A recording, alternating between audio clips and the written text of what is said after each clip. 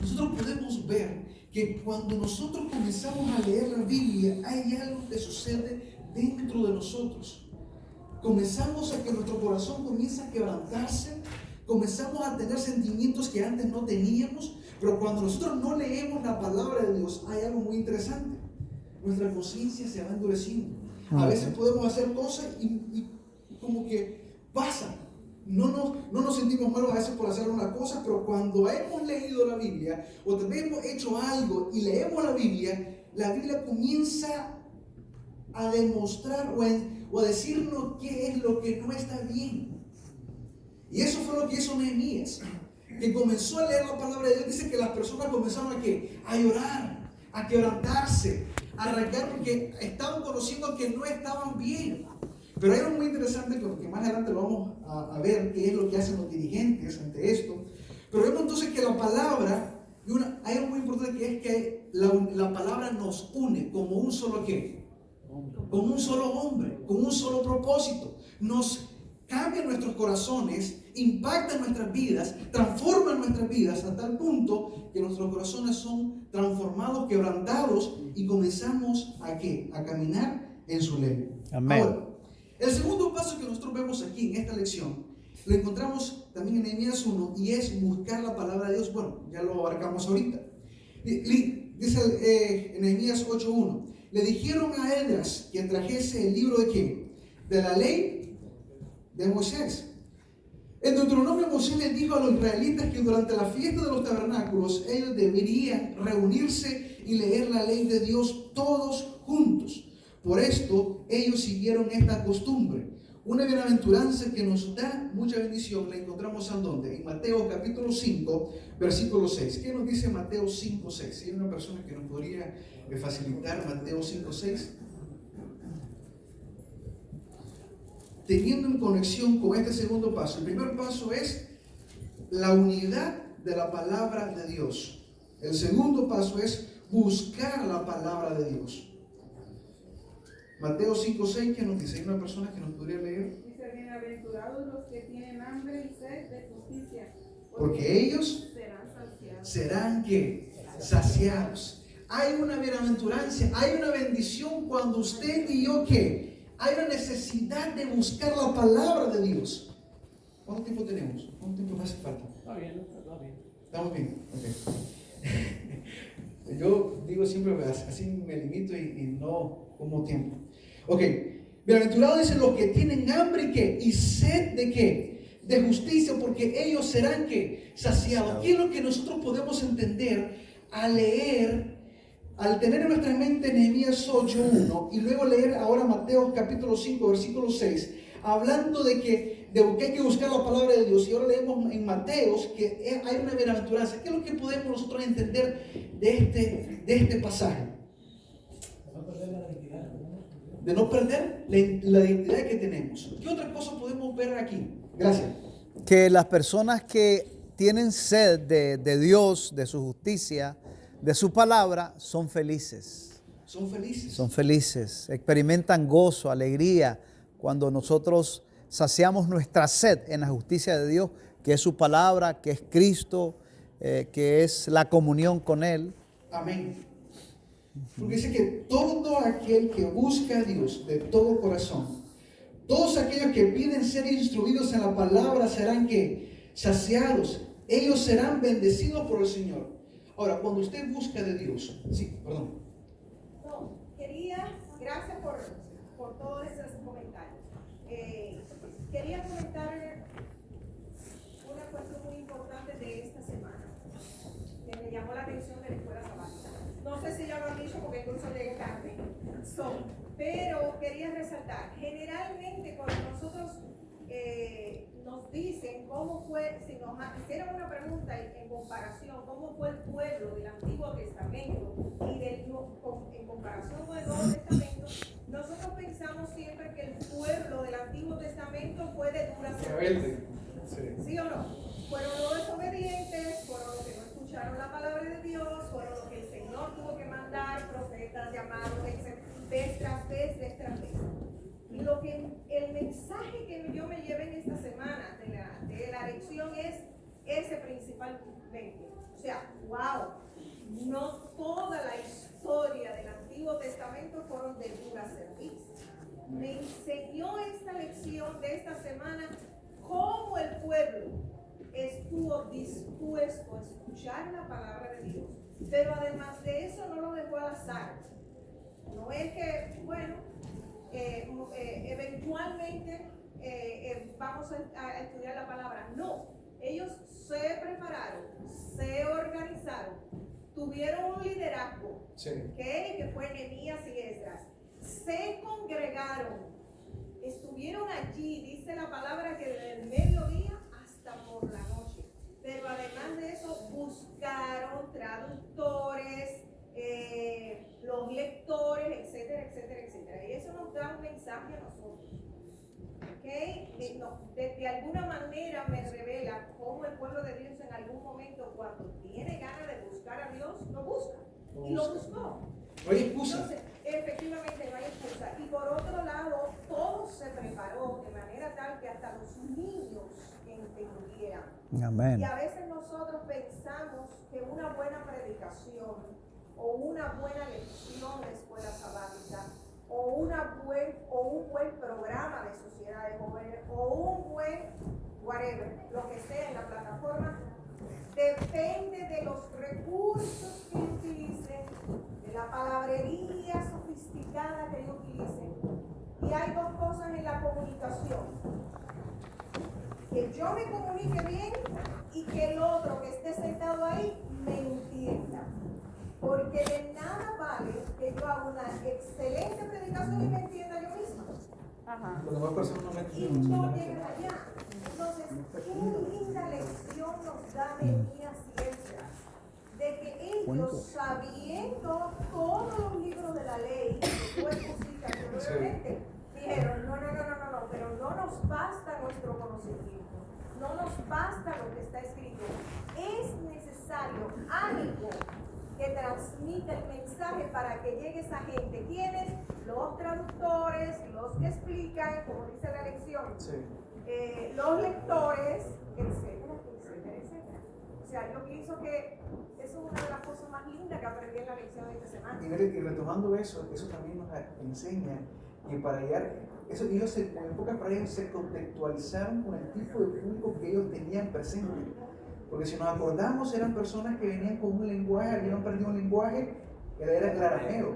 Entonces ellos no estaban, su lengua nativa era el hebreo, pero como ellos venían de Babilonia, su idioma era que el arameo. Ellos al escuchar el hebreo o todo en hebreo no hubieran entendido. Entonces eso es otro punto muy importante. La contextualización en nuestro punto geográfico, nuestro punto social, el cultural.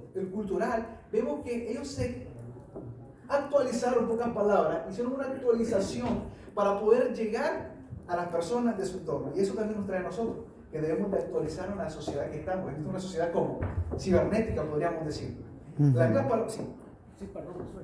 Nosotros podemos mirar también en las enseñanzas de Cristo Jesús. Siempre cuando él explicaba un mensaje de la palabra de Dios, siempre ponía ilustraciones, ¿no? Como un campo, un gran tesoro, ponía la viña, ponía una higuera. Siempre usó la misma naturaleza en aquella época para que la misma gente, entendiera. Incluso niños como Brian, Fidel, de 8 o 10 añitos, entendieran el mensaje y podían captar el mensaje. Amén. Ese es un bonito ejemplo de nuestro maestro también. No, entonces debemos de que contextualizarnos con el público que tenemos, que lo que nosotros vayamos a decir sea entendido y comprendido por las demás personas. Ahora, el tercer paso que nosotros vemos aquí en este estudio, lo vamos a leer en Nehemías capítulo 8, versículo 13. Vamos a ir rápidamente a nuestras Biblias, a Nehemías capítulo 8, versículo 3. ¿Y qué nos dice Nehemías 8, 3? Hay una persona que nos puede hacer un favor de leerlo. Nehemías 8, 3. Amén. El día siguiente se reunieron los jefes de la familia de todo el pueblo y sacerdotes levitas en torno al escriba Esdras para entender las palabras de la ley. Amén. Dice que ellos que se reunieron. El tercer paso que nosotros podemos ver aquí es tener oídos atentos a la palabra de Dios. Además de estar unidos como un solo hombre, además de buscar la palabra de Dios, debemos de estar atentos con nuestros oídos a la palabra de ¿quién? De nuestro Dios. Dice 8:3, y los oídos de todo el pueblo estaban atentos ¿a qué? Al libro de la ley. Dice la Biblia, ¿quién tiene oído para oír? Oiga. Oiga. En la Biblia encontramos 8 veces, específicamente en el Evangelio, en los Evangelios y 8 veces en el libro de Apocalipsis, que se nos recuerda que no es suficiente tener ¿qué? Oídos. Es necesario que utilizarlos. Es necesario estar atentos, porque el que tiene oído atento escucha y entiende mejor lo que Dios quiere decirle a él. De nada nos sirve tener oídos y solamente Y no oír. y no escuchamos. Entonces es importante estar unidos en la palabra de Dios. Es importante tener la necesidad, la sed de buscar de Dios, porque cuando usted tiene sed, entonces hay una bendición de Dios que viene a usted que hacer que saciado. Si usted viene a Dios con un dolor de sufrimiento, Dios que usted encuentre que paz en su dolor. Entonces, y además de buscar a Dios, de tener oídos, y a usted tener oídos, usted va a entender lo que Dios le quiere decir para su vida. Porque hay muchas veces que podemos tener mucho conocimiento, pero a veces el conocimiento, uno dice, bueno, ¿de qué sirve tanto conocimiento si no? Y una frase muy conocida, si no se vive. Un conocimiento sin vivencia, sin práctica, es solamente ¿qué? Inútil. Una filosofía, podríamos decir. Un pensamiento. Pero cuando la persona oye y está atenta, entonces hay un cambio en la persona. Porque hay muchas personas que a veces que pueden conocerse la Biblia de tapa a tapa. El mismo enemigo se la conoce de tapa a tapa. Pero no hubo ¿qué? Práctica. Una práctica, no hubo un cambio en él, porque no puso atento a su oído. Ahora, el cuarto punto, rápidamente pasando ligero, lo vemos en Nehemías capítulo 8, versículo 6. ¿Qué nos dice en Nehemías 8, 6? El cuarto paso que hizo aquí Nehemías para llevar al pueblo hasta ese punto que nosotros hemos estudiado esta semana. Entonces Esdras alabó al Señor, Dios grande, y todo el pueblo alzó sus manos y respondieron, amén, y amén. Y amén, se humillaron y adoraron al Señor. Amén. En la última parte de este texto dice, todos se humillaron y adoraron a ¿quién? A Dios. ¿Qué entendemos por humillación? ¿Qué entendemos cuando el texto dice que ellos luego se reunieron? Todos se humillaron y adoraron a Dios. Aquí el pueblo hizo 2 cosas, humillación y adoración. Pero ¿qué entendemos? Cuando nosotros hablamos de humillación, ahora vayamos a nuestra vivencia. ¿Cómo podríamos nosotros entender ahora este texto de nuestra vida? Humillarnos y adorar a Dios. ¿De qué manera nos humillamos y de qué manera adoramos a Dios? Hasta el punto de decirle que por todo lo que Dios ha hecho. Es un acto de completa rendición a Dios, un acto de completa entrega y aún de docilidad a Dios. Es realmente morir a lo que nosotros podemos hacer por sí mismos y exaltar lo que Dios está haciendo y hará por nosotros. Un acto de completa dependencia de Dios, es humillación. Sí. Dejar atrás todo lo que, como dice el pastor, todo lo que uno era, pero más que nada todo el carácter que uno tenía, el egocentrismo, la soberbia que uno tenía, creerse mejor que los demás. Eso es dejarlo al lado. Para muchas personas eso es humillarse y en realidad sí lo es, pero no es una buena idea. Sí. Bueno, ese es mi punto personal. Yo no puedo adorar a alguien que yo no conozco. Yo no puedo humillarme ante alguien que no he sabido su personalidad y su grandeza. Pero cuando yo conozco quién es Dios para mi vida, porque antes recuerdo que una persona me quiso ofrecer una Biblia y se la pateé. Yo no sabía, estaba en una tremenda ignorancia. Pero ahora, cuando tú te das cuenta de quién eres, la clase de persona que tú eres y la clase de persona que es Cristo Jesús para nosotros, entonces yo ahí caigo rendido a sus pies y me doy cuenta que yo soy polvo, soy ceniza delante de sus ojos. ¿Sí me entiendes? Es cuando empieza uno a exaltar el nombre de Dios, alabar el nombre de Cristo Jesús. Gracias. Amén.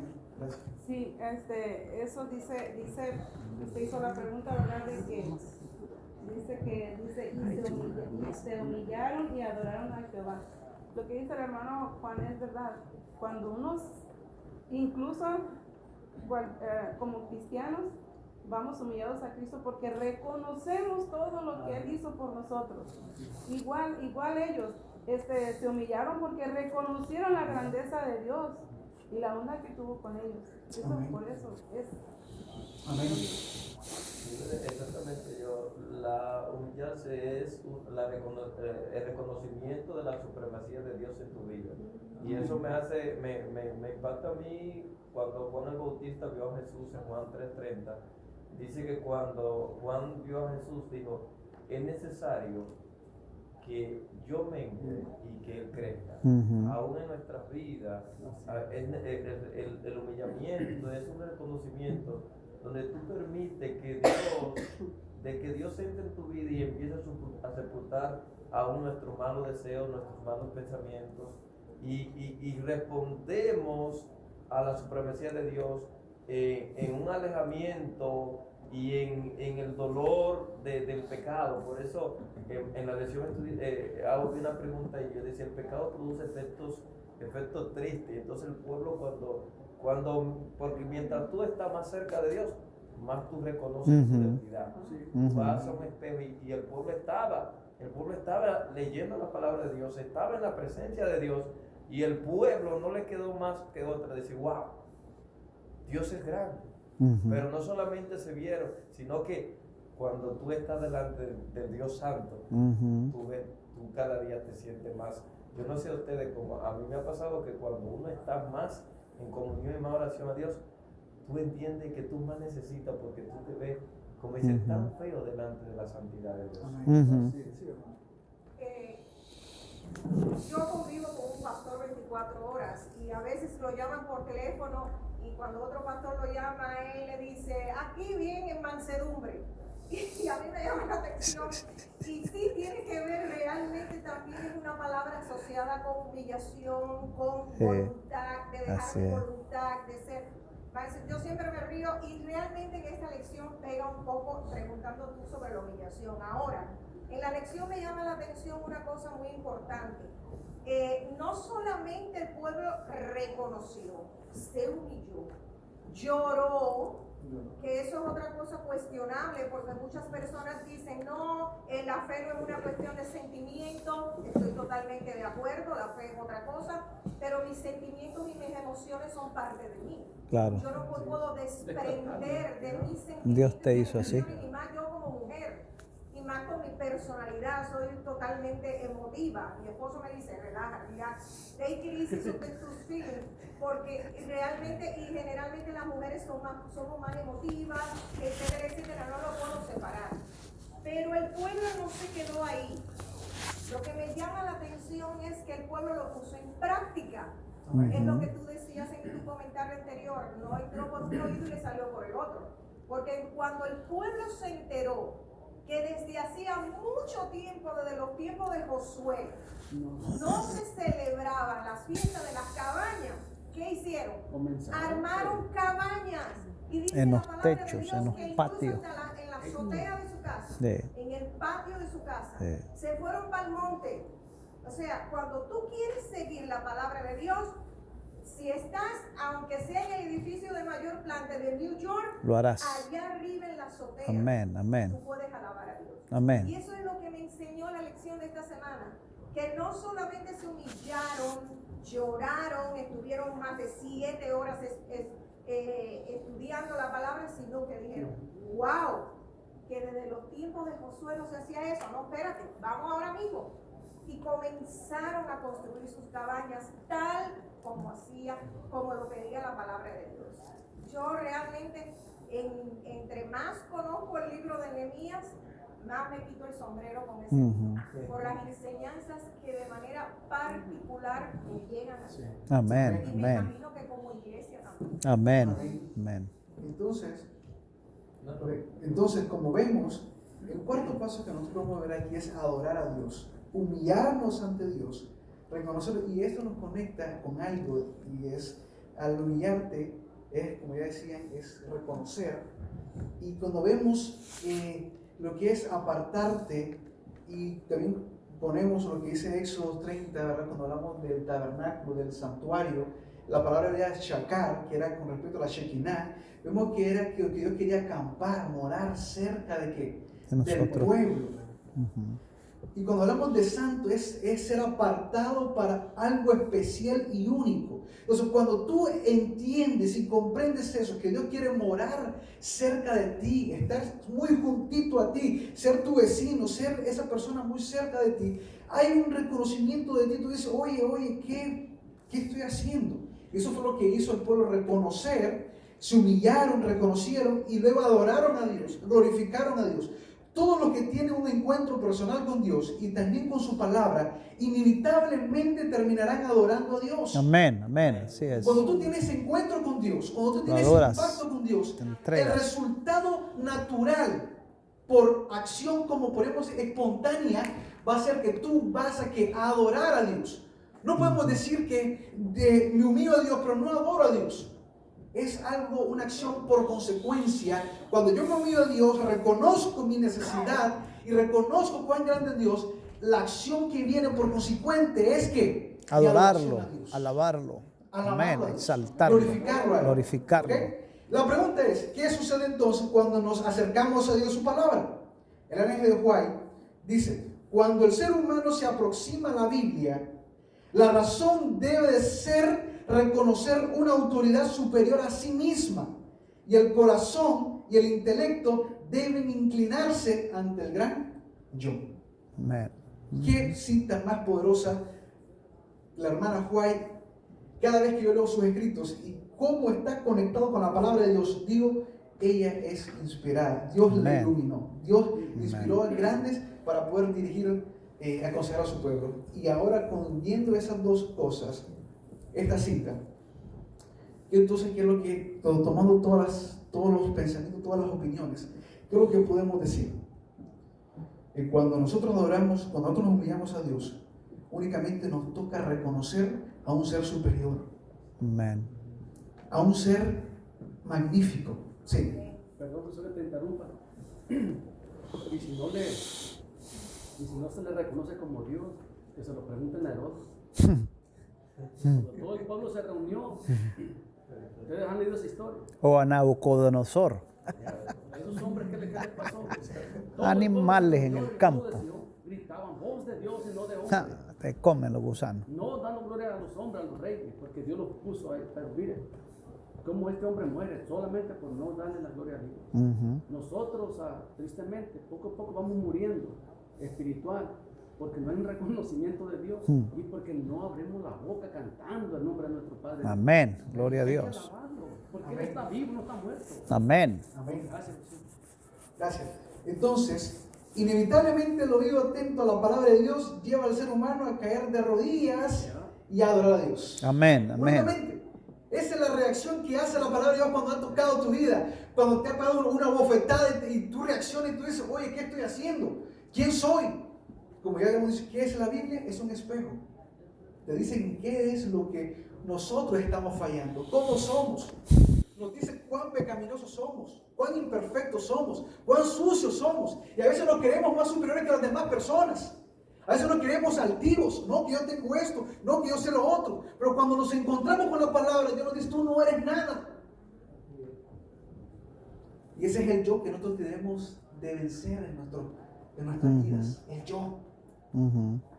Ahora, el quinto paso que nosotros vemos en esta lección, y ya voy concluyendo porque ya llegó el tiempo. Leemos rápidamente y nuevamente Nehemías 8:6. ¿Qué nos dice?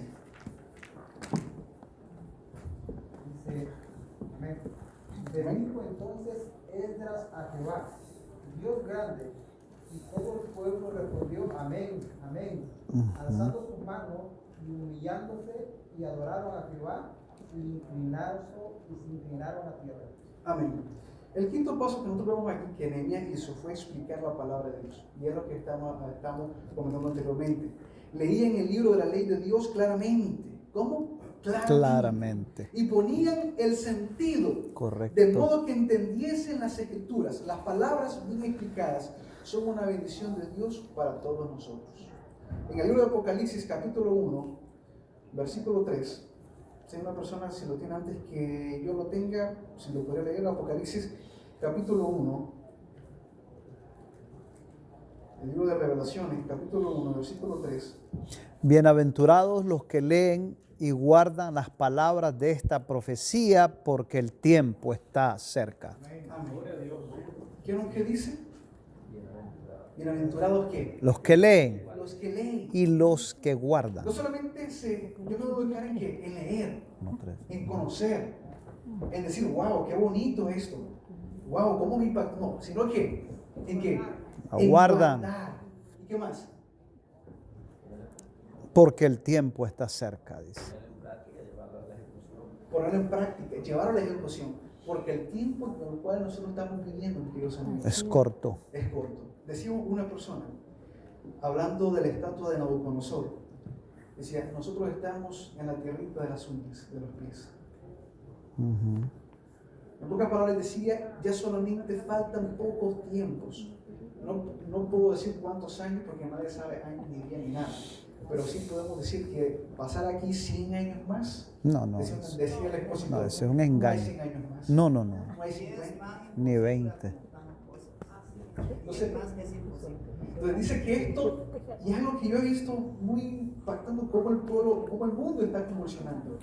Entonces, mis queridos amigos, el sexto paso es el arrepentimiento. Y con esto concluyo. Nehemías 8:9. ¿Qué nos dice?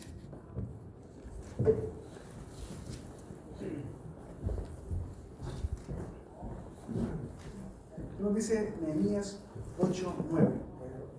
El gobernador, Nehemías y el sacerdote y el pueblo le dijeron,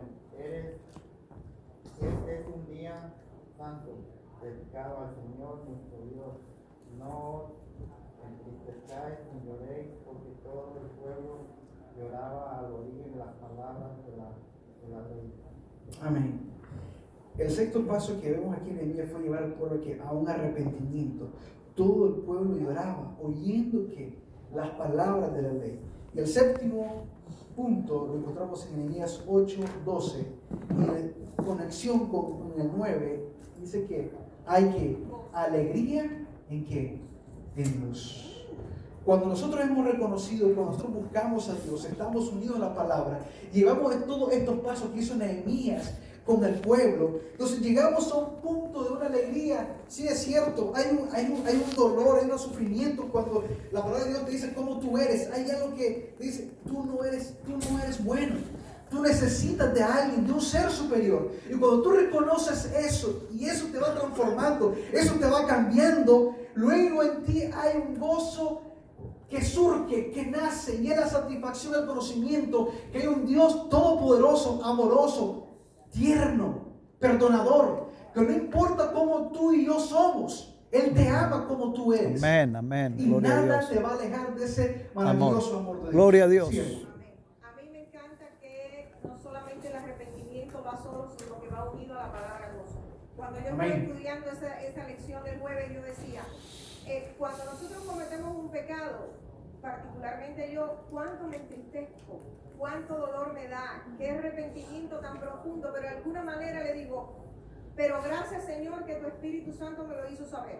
Amén. Siento gozo porque se imaginan ustedes si yo no caigo en cuenta que estoy haciendo mal esto. Y ahí está el gozo, ahí está la vinculación entre los sentimientos de arrepentimiento y al mismo tiempo de que el gozo de que el Señor me está llamando la atención, me disciplina y me da una segunda oportunidad. Y eso fue lo que le pasó al pueblo. Amén. Y en todos los eventos de la Biblia que hubo arrepentimiento, es imposible, siempre van de la mano. No hay arrepentimiento Sin gozo, amén. Mira a Felipe el etíope dice cuando iba leyendo que no entendía después de ser bautizado, dice la Biblia, y siguió su camino Con gozo. Las tres parábolas Amén. de Lucas 15, del hijo pródigo, la oveja perdida, todos terminan con gozo. Amén. Porque es imposible que un cristiano que reconozca la bondad de Dios y se arrepienta, que en su interior, de acuerdo a esa bondad y ese amor que Dios reposa y pone en su ser, tiene que haber un cambio, tiene que haber una satisfacción. Y el pueblo cumplió eso. Amén. Porque el pueblo lo llamaron eso y el pueblo dice en la Biblia que al otro día todo el mundo salió a cortar cosas para hacer caballo. Y hubo un gozo extraordinario. Amén, amén. Sí, hermano, esta simple mujer, nomás de leer su palabra, vivo en gozo desde que la conozco. Gloria a Dios. Gloria a Dios. Entonces yo creo que todos, aunque no estamos escritas, no tenemos nuestro nombre en la Biblia, pero Cristo nos escribió en su corazón. Amén. Gloria a Dios. Tenemos gozo. Sí, hermana. Amén. Perdón. Fíjate que tan importante es el libro de Nehemías, ¿verdad? Y nos hace recapacitar. Y cómo en aquellos tiempos Dios preparó a dos hombres llenos de sabiduría, ¿verdad? Sí. Un escriba y un hombre que es sacerdote, se puede decir, ¿verdad? Y un gobernador. Y es siempre cuando nosotros podemos decir, no es que Dios se olvidó de su pueblo, no, Dios nunca se ha olvidado de su pueblo. Y estos hombres fueron con un propósito, reconstruir los muros, ¿verdad? Amén. Pero cuando los vieron terminados, ¿qué es lo que hicieron? Convocaron al pueblo, ¿verdad? Y llenos de alegría. El libro de los Hechos de los Apóstoles, en el capítulo 2, versículos 43 y 44, pasó con los que entregaron a Jesús, pero se convirtieron, ¿ya? Y dice la palabra de Dios que también hubo gran alegría, Amén. porque se iban añadiendo cada día los que deberían de haberse sido salvos. O sea, Los que se tenían la salvaban. salvación, ¿verdad? Amén. Y dice que había un gran ánimo y convivían porque las cosas los tenían en común, ¿verdad? Porque todos tenían un solo pensamiento realmente, ¿verdad? Habían encontrado al Mesías, ¿verdad? Y ellos mismos, muchos de ellos eran convertidos, pero se juntaron, ¿verdad? Al igual que en aquel tiempo también se reunieron, y de ese gozo podemos nosotros reunirnos aquí, ¿verdad? Decir, bueno, el pueblo de Macton, un pueblo chiquito, pero también Dios nos trae aquí con un propósito. Amén. ¿Verdad que sí? Amén. De llevarle el mensaje a cada uno de los que aquí están en Macton. Ujú. Y aquí está mi amigo Mariano. Amén. Gloria a Dios. ¿Verdad que sí? Entonces, Dios tiene un propósito. Amén. Y que comportamos todo lo que Dios nos ha revelado. Amén. Que Dios nos ama. Amén. Dios tiene misericordia y es un propósito que hoy estemos aquí. Gloria a Dios. Amén. Mis queridos hermanos, mis queridos amigos, Dios nos ama, Dios desea que usted y yo busquemos de Él cada día. Pero cuando buscamos de Dios y buscamos su palabra, eso nos va a suavizando nuestro corazón. Eso nos va diciendo qué es lo que necesitamos dejar a un lado, qué es lo que nos está apartando de Dios. Y cuando nosotros hagamos eso, habrá humillación, habrá adoración y habrá gozo. Es un gozo que Dios quiere que tú y yo tengamos, que sea eterno. Amén. Es la salvación. Amén. Y es su encuentro contigo en su segunda venida. Amén. Porque Dios desea verte y estar contigo en el reino de los cielos. Dios desea estar contigo por la eternidad. No le quites ese gozo de Dios de estar contigo en la eternidad. Amén. Que Dios te bendiga, y la invitación de Nehemías, que la lección es: busquemos de Dios a cada momento. Que Dios te bendiga. Amén.